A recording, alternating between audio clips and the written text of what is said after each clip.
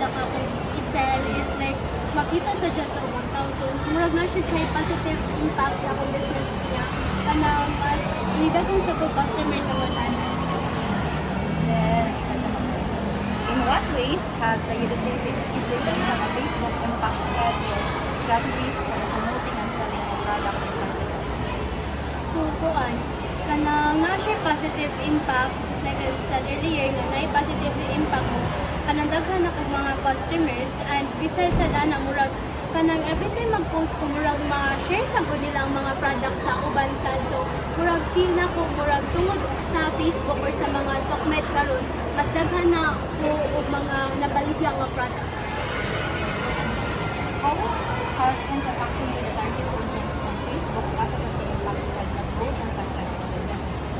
So ang ako yung kanang mga target audience is ang mga kanang girls which is kanang mga teenagers kay usually akong mga tinda cosmetics, mga bracelets which is para gid sa mga girls. And then for me naka-help siya in a way nga kanang murag mag-boost sa gud ang akong business nga kanang example ilang kanang share sa ilang friends nga nice ni siya nga promote na seller ya ila sa i-promote and also kana sa mga proofs and kanang mga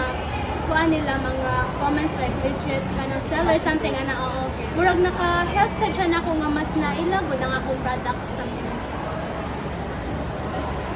Next, guys, what difficulties have you encountered when using Facebook as a marketing platform?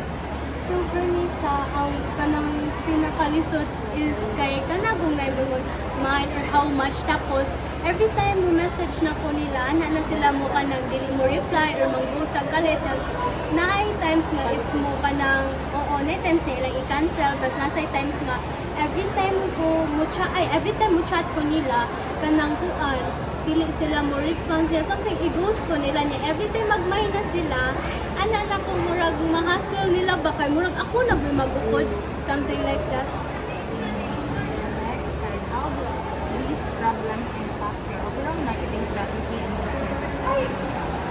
For me, dako sa jog impact in a way nga kanang murag minsan na ko iingon nila ba nga dapat kanang namagoy times if ila na iman so mag-expect ko nga dapat ang kanang item ilaha na so na items so ko nga dili na ni pwede sa ubang customer kay na maingon nga iyan ning name so murag isaad sad sila ba nga sige ako na ni but later on mag-change ilang mind so murag need na sa nako mangitag laing person nga makasalo ato nga item para lang maka-earn.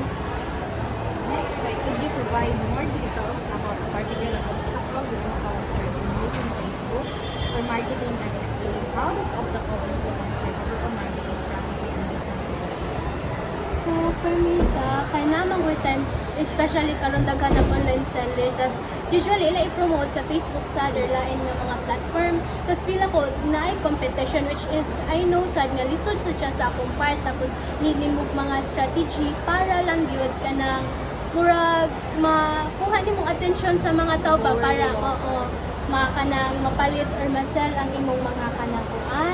items and also kanang ang pinakalisod sa to sa kay kanang kuan kanang murag mag-ilugay na mas customer kay kasagar ang customer nahimo ng seller something ana. So, what ways or strategies have you utilized to overcome the difficulties you encountered in utilizing Facebook as a marketing platform? So, Kuan para lang ka sa ang pamagi na kong button kanang isell sa nako siya sa akong mga friends sa like face to face kay para na ko if online lang daghan na magug seller tapos need sad nila og lain sang items is daghan na sa king seller nga like kanahatagan silang mga kanago mga freebie something like that so murag dali sad ma-divert ilang attention sa lain items ba so una usay if feel ako wala na kayo mo palit online ani ko sa face to face especially sa akong friends kay kana mo support man sad sila ba direct po sa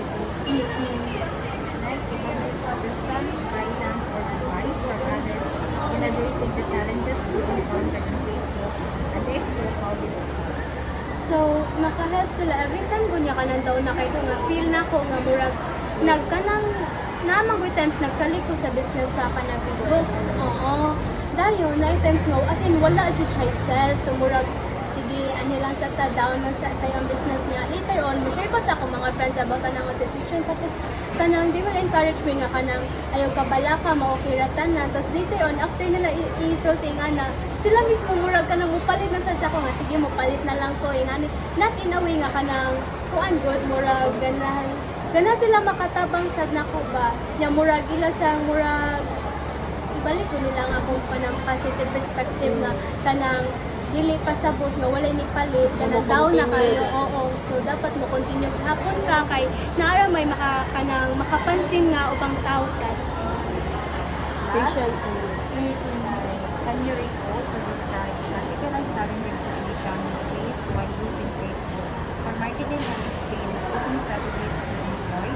leading to a positive outcome in Facebook marketing activities? so pala ganun na akong giingon nga kanang kuan na ay times na